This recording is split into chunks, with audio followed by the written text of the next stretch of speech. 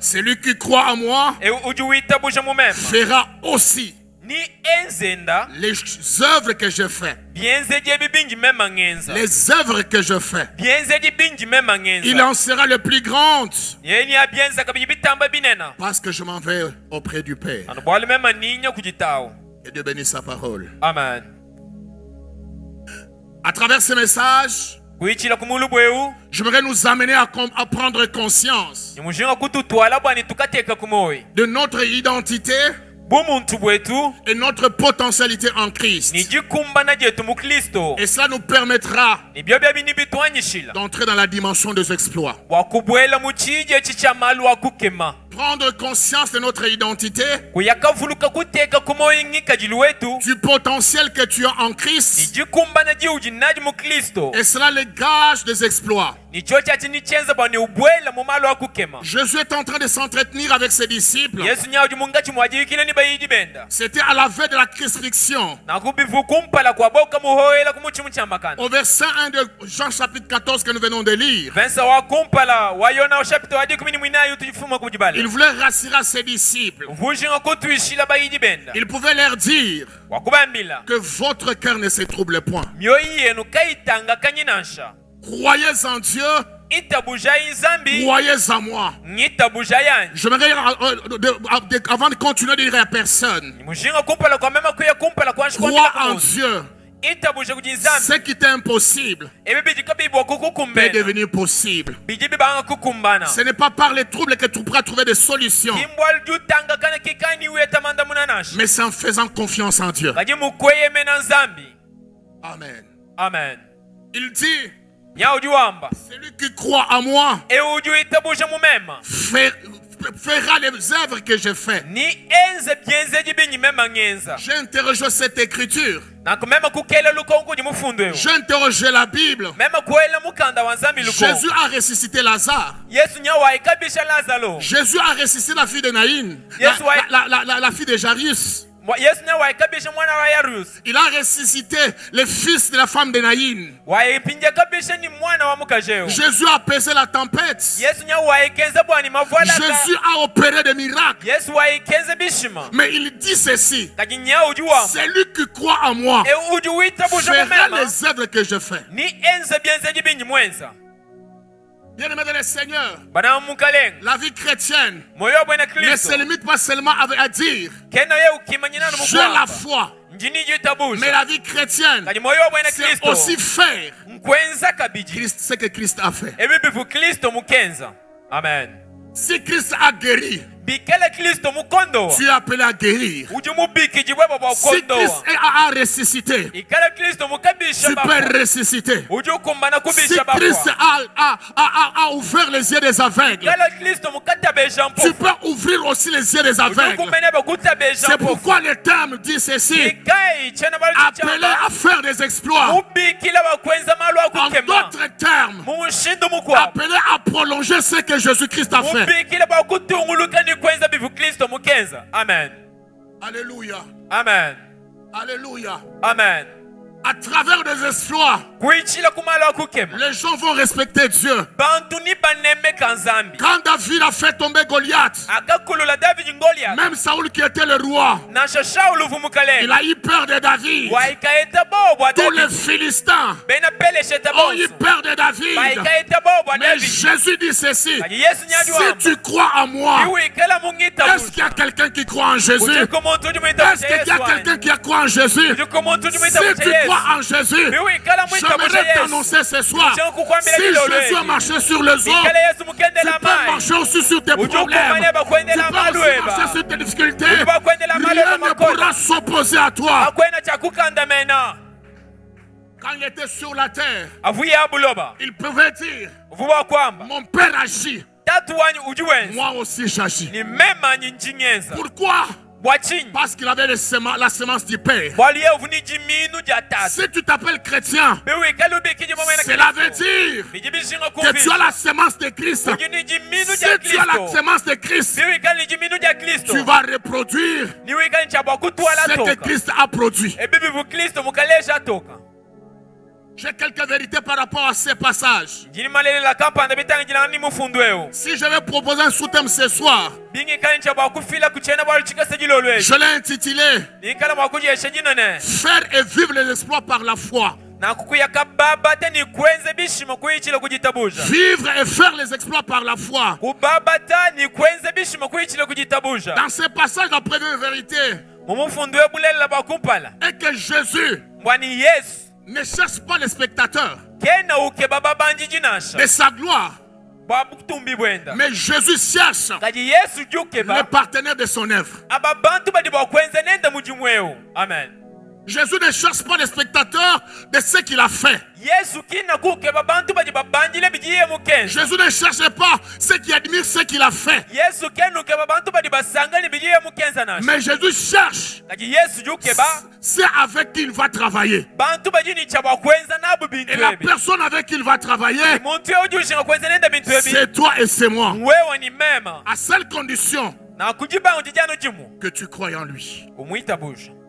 La deuxième vérité, Jésus n'a pas seulement fait des choses merveilleuses, mais il t'invite. Il m'invite aussi à prendre les relais.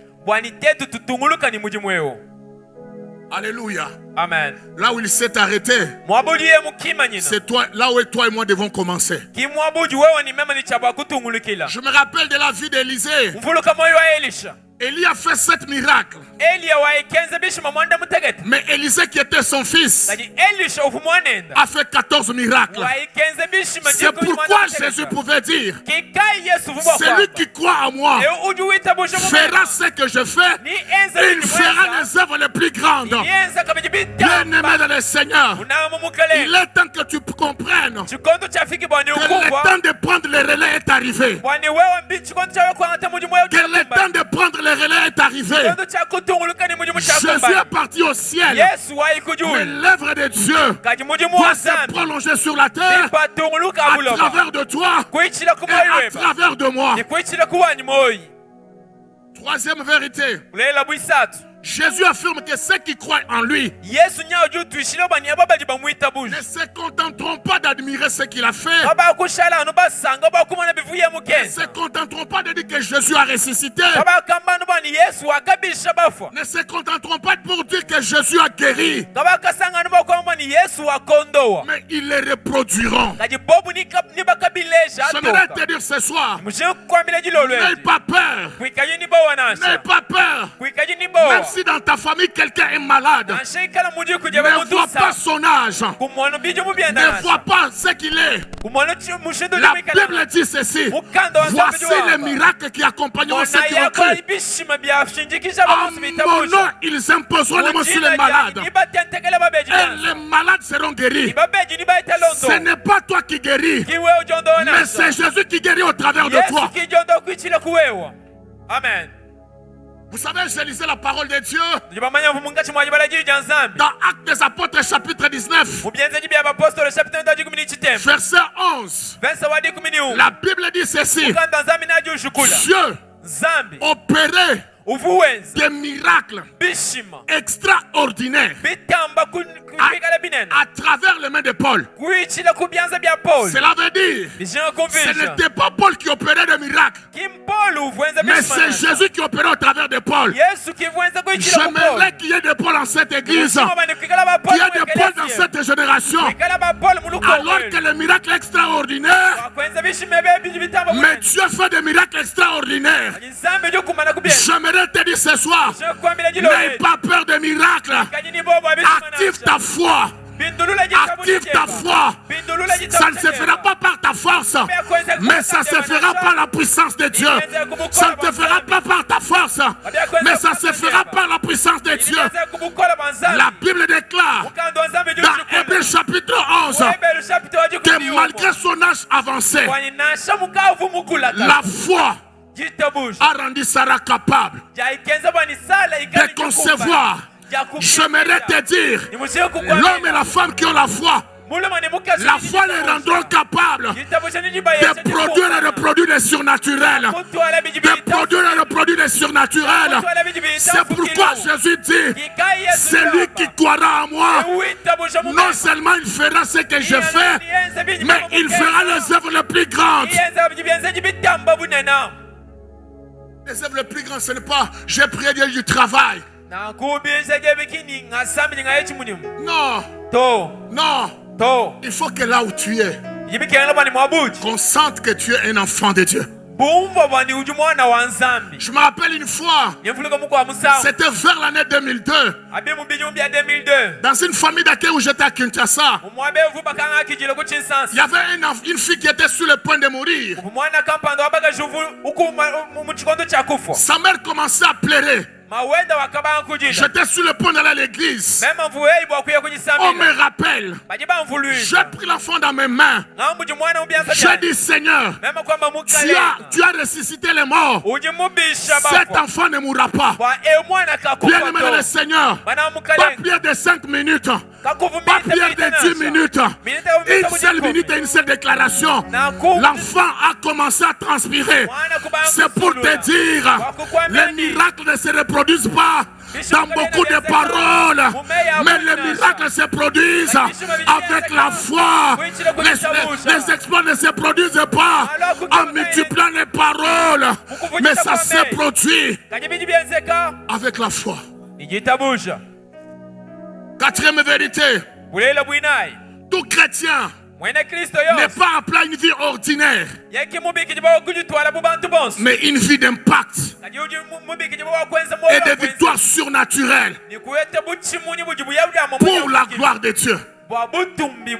Vous savez, il y avait un homme à la porte qui était habitué à commander. Mais Pierre et Jean passent par là. Il a demandé l'aumône. Mais ce jour-là, Pierre lui dit, je n'ai ni or, ni argent. Je te dis, au nom de Jésus, lève-toi et marche. Ton problème, c'est de déclarer. Le reste, c'est l'affaire de Dieu.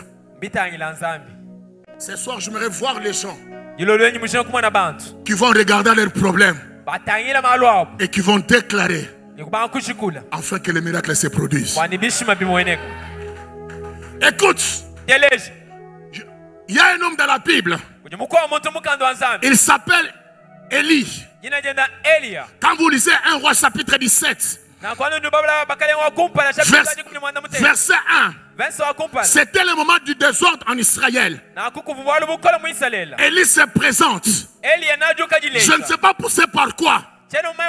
Il dit ceci: l'Éternel est vivant, l'Éternel dont je suis serviteur. Sinon ma parole, il n'y aura ni rosée, ni pluie ces années-ci. Pendant 3 ans et demi, les ciels étaient fermés. Par sa parole, il a fermé les ciels. Par sa parole, il a ouvert les ciels. J'aimerais dire à une personne, tu peux fermer la porte. Tu peux fermer la porte qui détruisait ta famille par ta parole et ouvrir une porte pour la destinée de ta famille. C'est-à-dire un chrétien, un homme d'exploit, c'est un homme d'impact. On sent que quand tu es là, j'aime la Bible. La Bible dit ceci dans Marc chapitre 2, que Jésus quand il prêchait, tout le monde a vu qu'il ne prêchait pas comme des scribes. Il prêchait avec autorité. J'aimerais bien aimer le Seigneur que tu sois un homme qui impose l'autorité de Dieu partout où tu vas passer. Que tu sois une femme. La Bible déclare, pendant qu'il prêchait, les démoniaques pouvaient dire, pourquoi tu es venu vers nous? C'est pour nous détruire. J'aimerais que dans cette génération, dans cette église, que là où tu seras, que les sorciers sentent que tu es là, que les démons sentent que tu es là, parce que Jésus a dit, celui qui croit en moi fera ce que j'ai fait et fera plus que ce que j'ai fait. Je voudrais nous dire que les exploits sont le prolongement de ce que Jésus a fait. Le temps me manque, mais Jésus donne la condition. Jésus dit ceci comme condition sine qua non pour les exploits. Il dit celui qui croira. Ça ne demande pas beaucoup de choses. Celui qui croit, ça signifie celui qui adhère à ce que Jésus a dit. Moi j'adhère à ce que Jésus a dit. Je vis et je vivrai le miracle dans ma vie. Mais c'est quoi la foi? Croire, ce n'est pas seulement penser que Dieu existe, mais agir selon cette conviction. Ce n'est pas penser que Jésus existe, mais tu as la conviction que Jésus peut faire. Alléluia. Amen. Il y a les gens qui croient à la malédiction. Mon grand-père a dit, ma grand-mère a dit, mais ils ne croient pas à la puissance de Dieu. Je voudrais te dire ce soir, la puissance de Dieu est au-dessus de toutes les paroles magnifiques prononcées sur ta vie. La foi est une force active qui permet aux hommes ordinaires de vivre les choses extraordinaires. Les hommes ordinaires de vivre les choses extraordinaires. Là où la foi est vivante, les exploits deviennent le mode de vie. Tu vas commencer à chercher les exploits, mais toute ta vie sera une vie des exploits. Le matin les exploits, à midi les exploits, la nuit les exploits, même dans ton sommeil tu vis les exploits. Là où la foi est activée, la foi fait des hommes et des femmes qui l'exercent, des hommes hors du commun. On ne te comprendra pas. On ne te comprendra pas. Comment tu agis ainsi? J'agis ainsi par la puissance qui agit en moi. David n'a pas connu la taille de Goliath, mais il a vu la puissance de Dieu. Ce soir, j'aimerais te dire, ne vois pas la taille de ton problème, mais vois la puissance de Dieu, que cette puissance peut renverser Goliath de ta vie. Est-ce que je parle à quelqu'un? Acclame le Seigneur.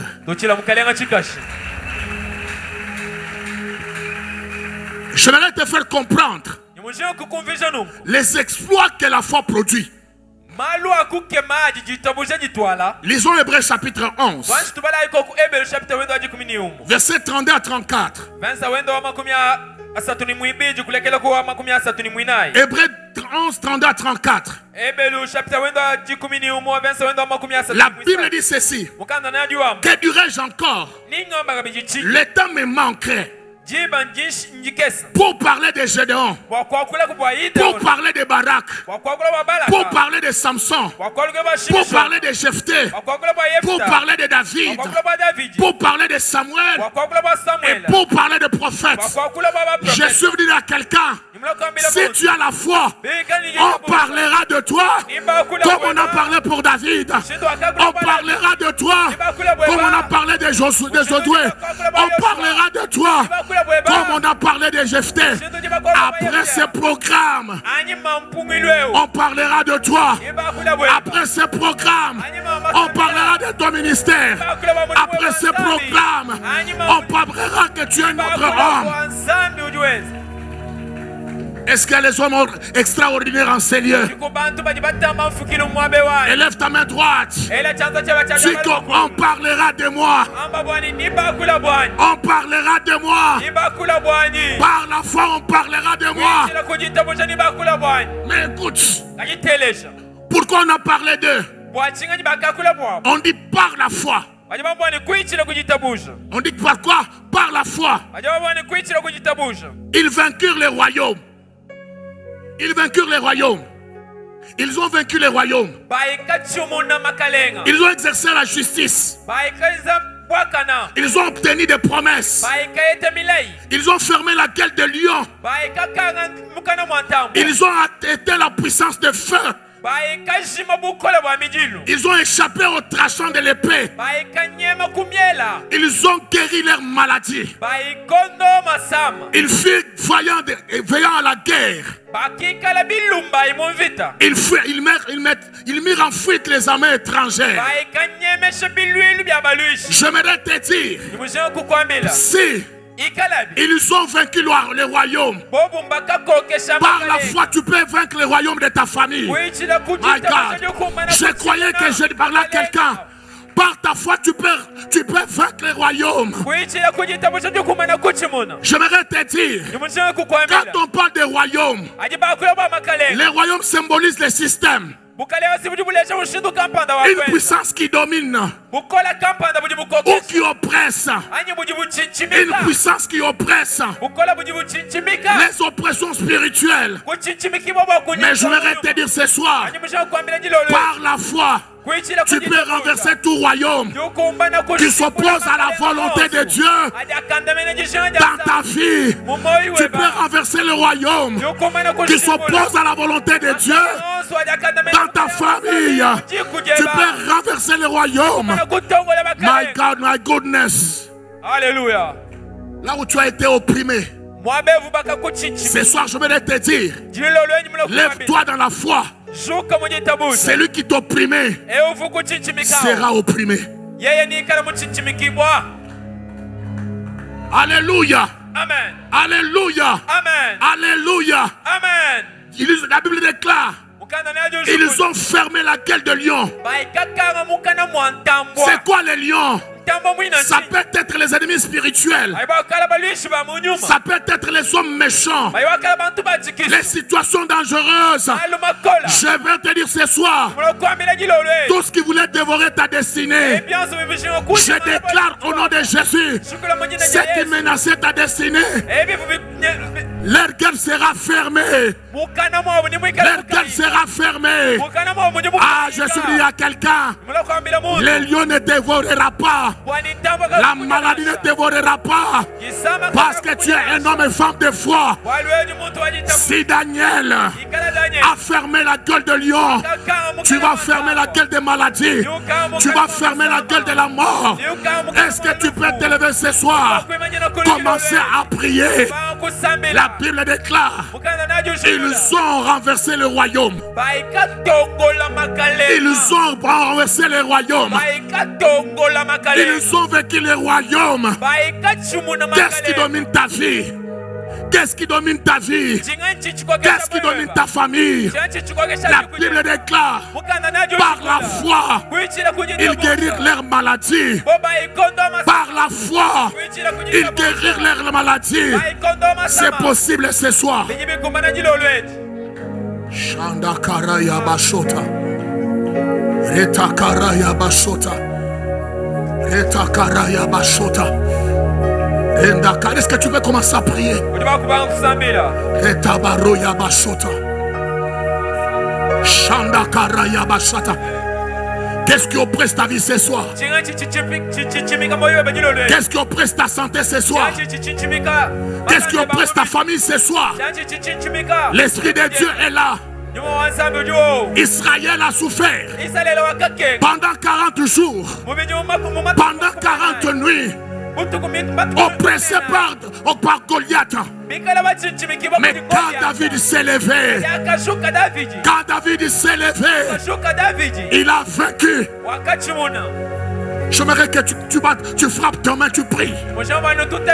J'aimerais que tu frappes tes mains, tu pries. Autant que tu es en train de frapper tes mains, tu es en train de briser le royaume. Tu es en train de briser le royaume.